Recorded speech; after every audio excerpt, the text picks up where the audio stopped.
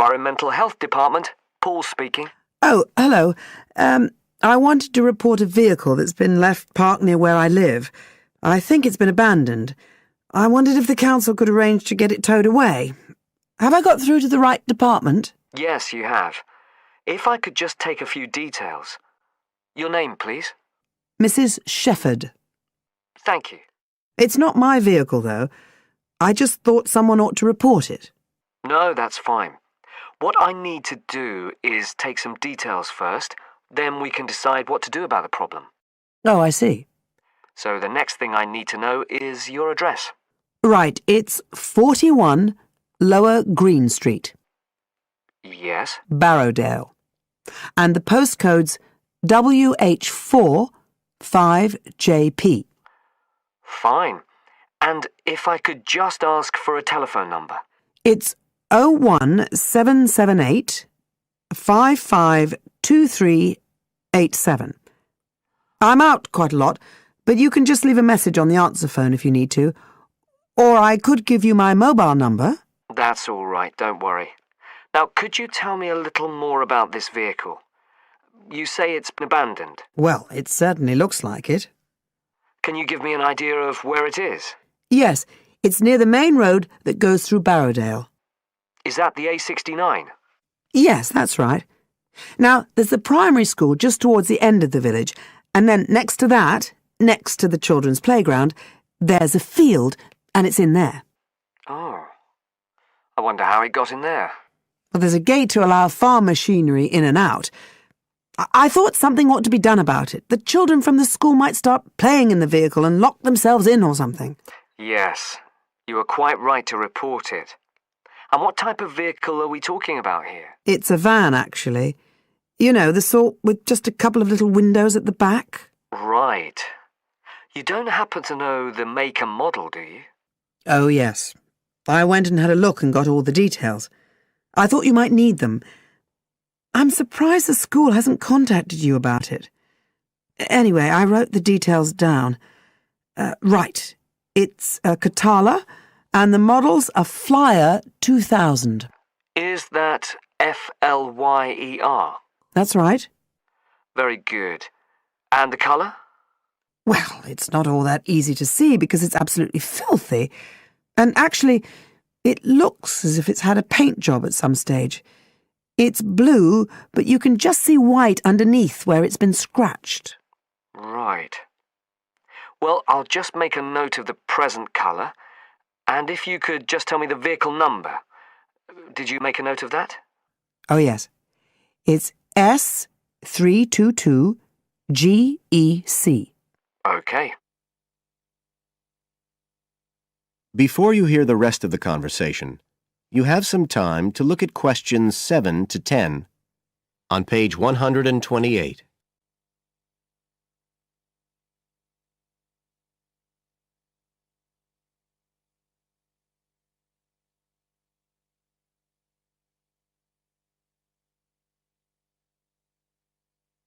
Now listen and answer questions 7 to 10. And it sounds as if the general condition of the vehicle isn't too good, from what you say. No, it's pretty poor. It wouldn't be drivable. It's got a flat tyre and there's a crack in the windscreen. I reckon someone just wanted to get rid of it. That's usually the way. It's been there for nearly a week.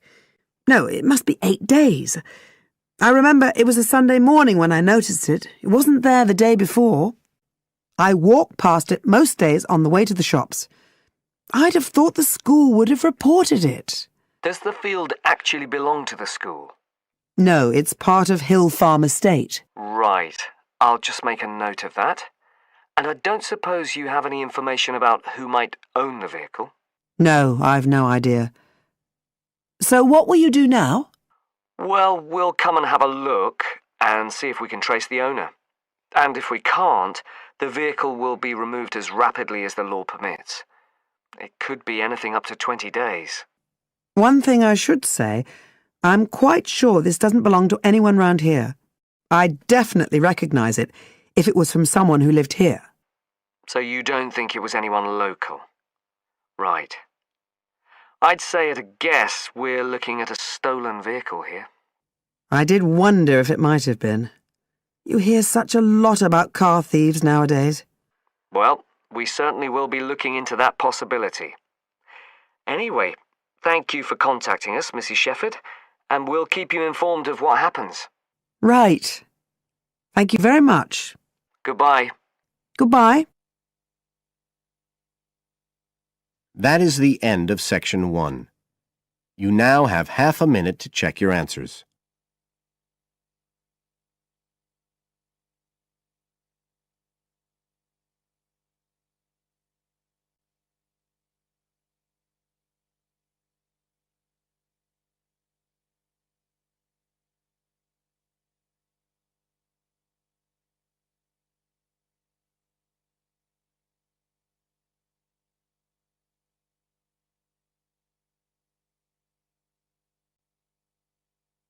Now turn to Section 2 on page 129.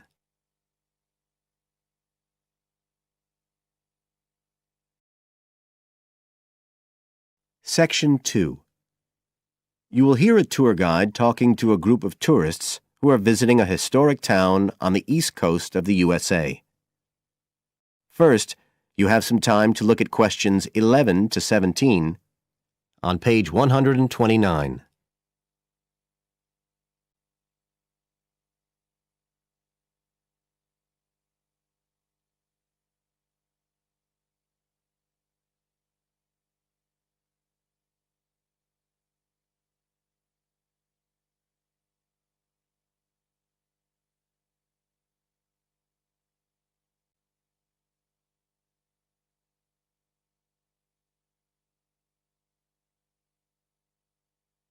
Now listen carefully and answer questions 11 to 17.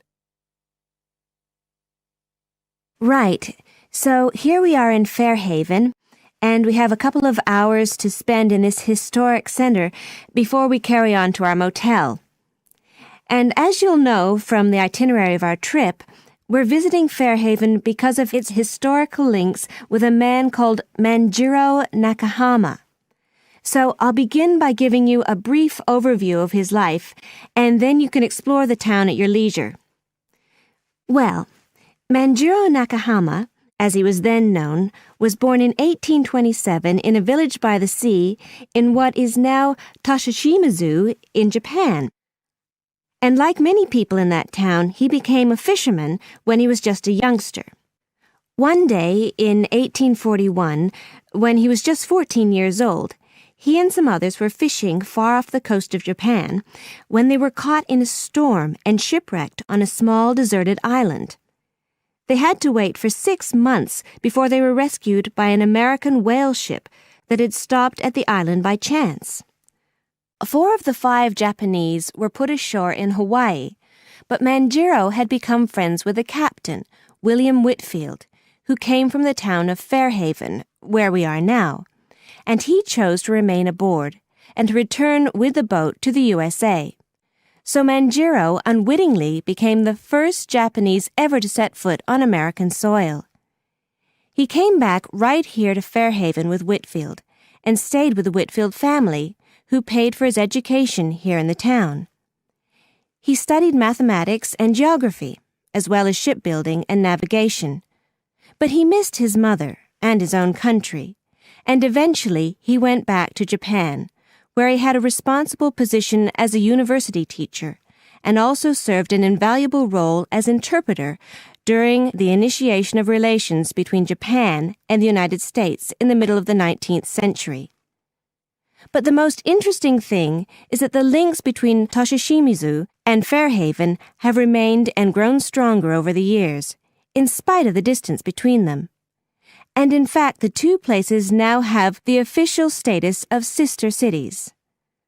Both places are ports, so in fact the inhabitants have a lot in common. There have been a number of visits by the inhabitants of Toshishima-zu, in particular at the time of the festival, which is held every 2 years here in Fairhaven to celebrate the life and achievements of John Manjiro.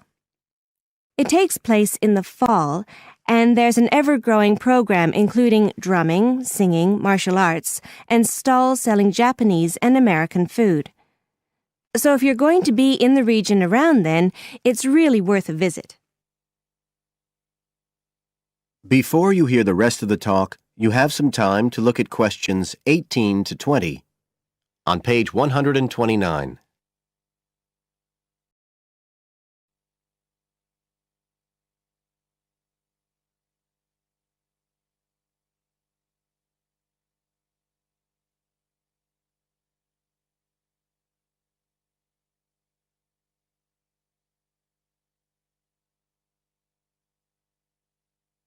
Now listen and answer questions 18 to 20.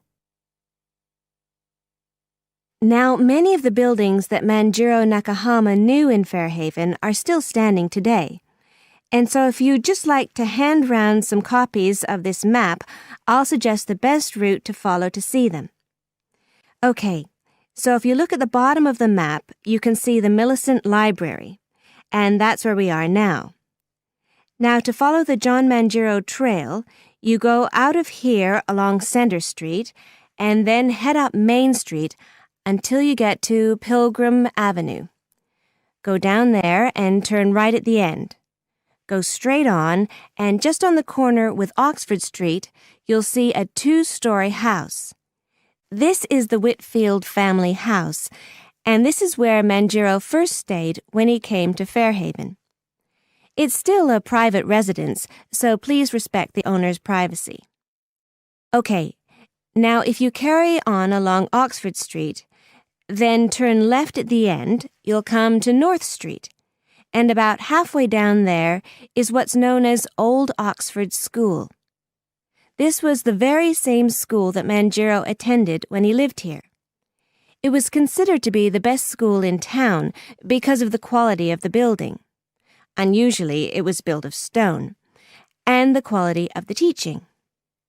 Nowadays, it's usually closed, except on special occasions. Go on to the end of North Street and turn the corner onto Adams Street.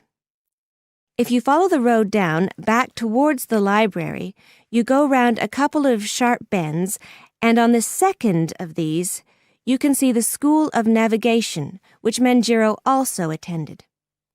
And if you follow the road on, you'll soon find yourself back here at the library.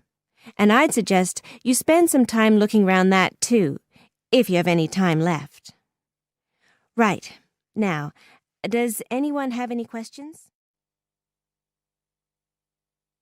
That is the end of section 2. You now have half a minute to check your answers.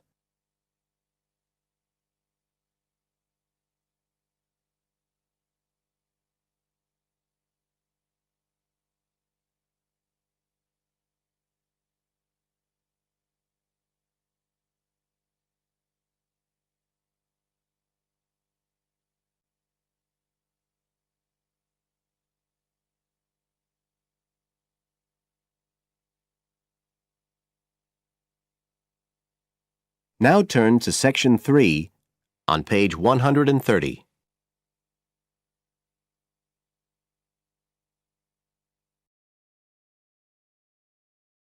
Section 3. You will hear part of an interview between Dr. Hilsden, a member of staff on a fashion design course, and a student, Julia, who is applying to do the course. First, you have some time to look at questions 21 to 23 on page 130.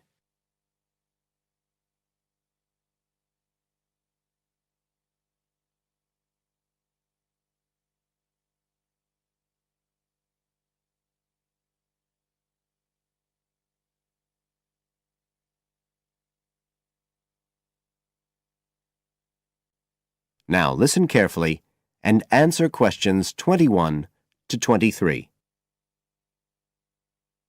Right, Julia. So, from your CV and portfolio, and what you've already told me, you seem to be very much the sort of person we're looking for on the postgraduate course. So tell me, you finished your fashion design course in London 4 years ago. Did you think of carrying straight on and doing a higher degree at the time? Yes, but there were financial pressures. So I ended up working in the retail industry, as you can see from my CV. And actually, it was a very useful experience. In what way? Well, I was lucky to get the job with Fashion Now. They're a big store. And one of my priorities was to get as much experience as possible in different areas. So that was good because I had the chance to work in lots of different departments. And having direct contact with the customers meant I was able to see how they reacted to innovation, to new fashion ideas. Because with Fashion Now, a designer might show something in New York or Milan, and there'll be something similar in the shop within weeks. So that was probably the most useful thing for me. Right. And so what's made you decide to do a postgraduate course now? Well, while I enjoyed working at Fashion Now, and I learned a lot there, I felt, well, the way forward would have been to develop my managerial skills, rather than my skills in fashion design, and I'm not sure that's what I want to do. Yes. When I was doing my degree in London, I'd been interested in women's wear. But I know that there's been a lot of work done in areas like new fabric construction. And though I'm not intending to go too deeply into the technology, I'd be very interested in looking at how new fabrics could be used in children's wear. So I'd like the chance to pursue that line. Yes, good. And are you at all concerned about what it's going to be like coming back into an academic context after being away from it for several years? No, I'm looking forward to it. But I'm basically more interested in the application than the theory, or at least that's what I've found so far. And I'm hoping the course will give me the contacts and skills I need eventually to set up my own enterprise. I'm particularly interested by the overseas links that the department has. Yes, many of our students look overseas or to international companies for sponsorship of their projects. You now have some time to look at questions 24 to 30 on pages 130 and 131.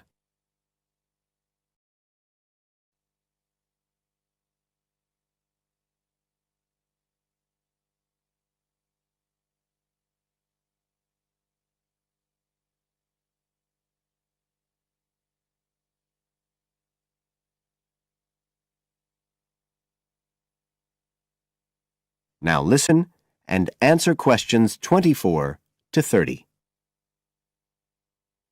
And the facilities here look excellent.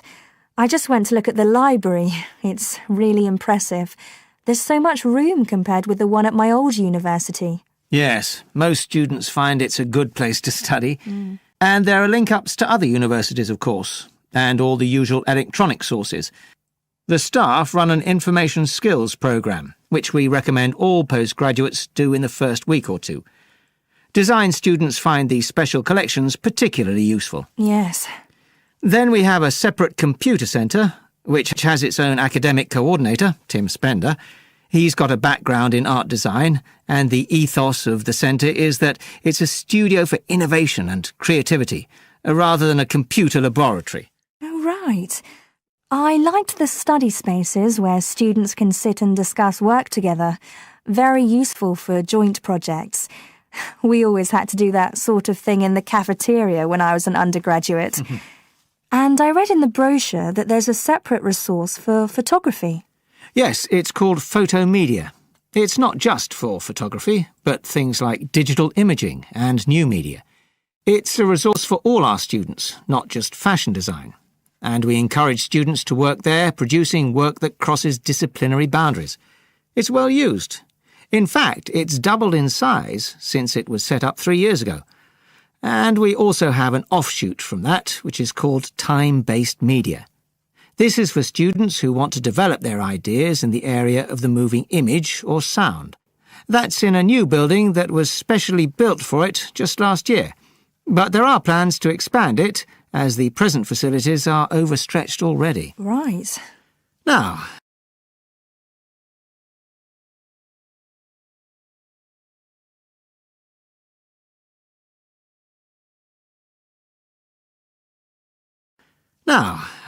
is there anything you'd like to ask about the course itself?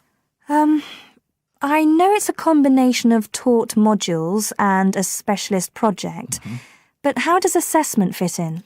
Well, as you'd expect on a course of this nature, it's an ongoing process. The degree course has 4 stages, and there are what we call progress reviews at the end of each of the first 3. Then the final assessment is based on your project. You have to produce a report, which is a critical reflection on your work. And is there some sort of fashion show? There's an exhibition. The projects aren't all focused on clothes as such. Some are more experimental, so that seems more appropriate. We ask representatives of fashion companies along, and it's usually well attended. Right. And another thing I wanted to ask. That is the end of Section 3. You now have half a minute to check your answers.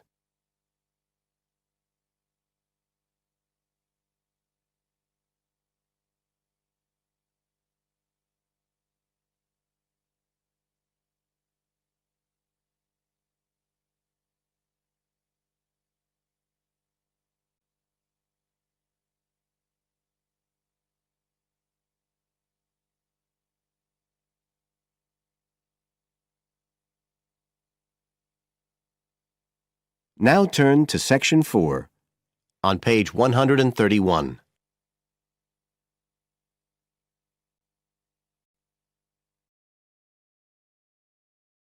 Section 4. You will hear a lecturer talking about the importance of laughter. First, you have some time to look at questions 31 to 40, on page 131.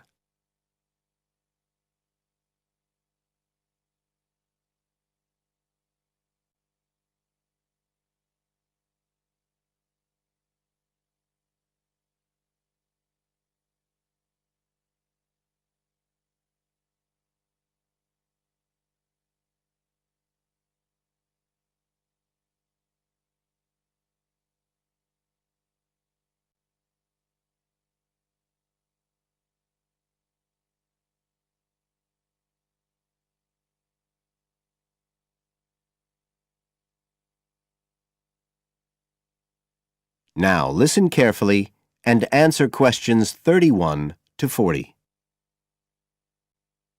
Good afternoon, everybody. And in our second talk on social psychology, I want to look at the role of laughter in our lives, something that usually gets everyone smiling from the start. So, first of all, I'll start by looking at the actual nature of laughter. Well, when someone laughs, you've got movement of the muscles of the face and the chest, and you've got sound formed when the air's forced out of the body as part of this process. So we're talking about a physical activity. But obviously, other things are involved as well, and this is where it gets more complicated. Laughing isn't something that you normally decide to do, so it's not voluntary behaviour like ordinary speech. Instead, it's regulated by our instincts, rather like the singing of a bird or the roaring of a lion. And once you start to laugh, it can be quite hard to stop. That's not always under your conscious control either. But why do we laugh? Because we find something funny, most of us would say. But in fact, it appears that laughter has little to do with jokes or funny stories. Only about 10% of laughter is caused by things like that. One suggestion is that human laughter may have originally started out as a shared response to signal relief at the passing of danger.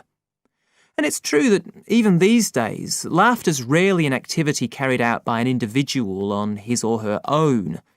In fact, people are 30 times more likely to laugh when they're with other people than when they're completely alone.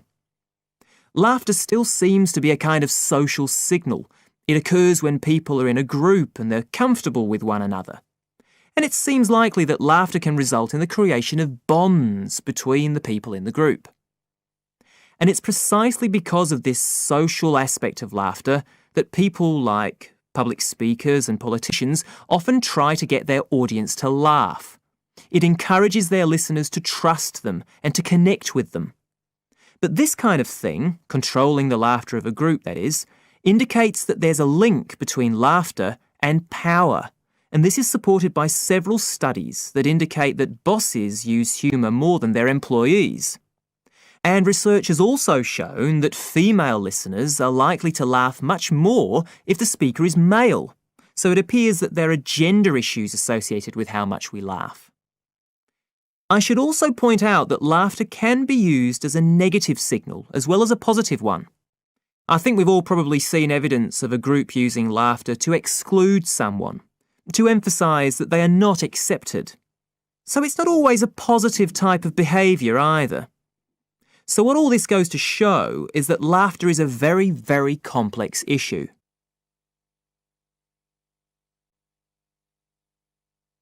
It does appear, however, that laughter has definite benefits.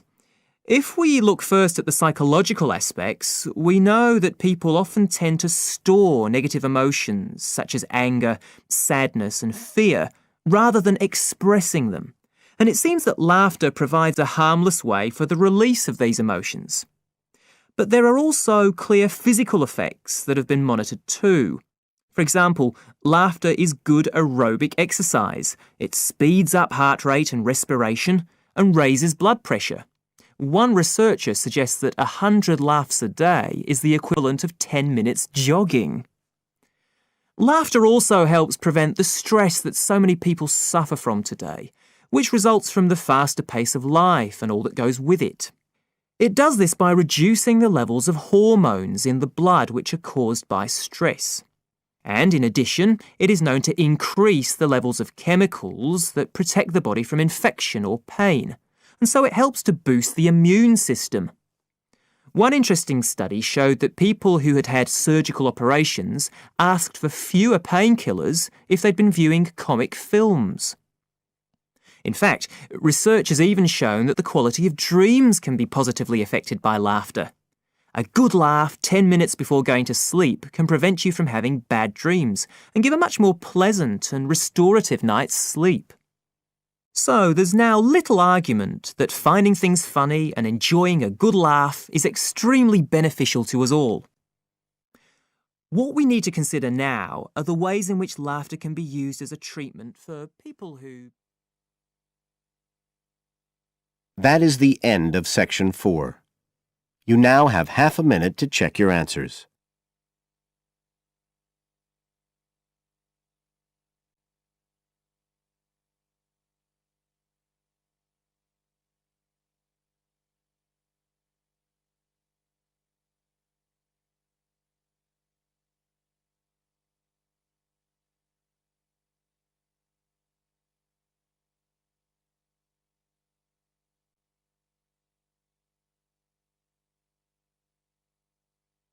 That is the end of the listening test.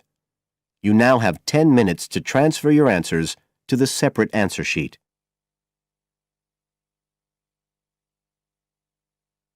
Published and copyright Pearson Education Limited, 2005.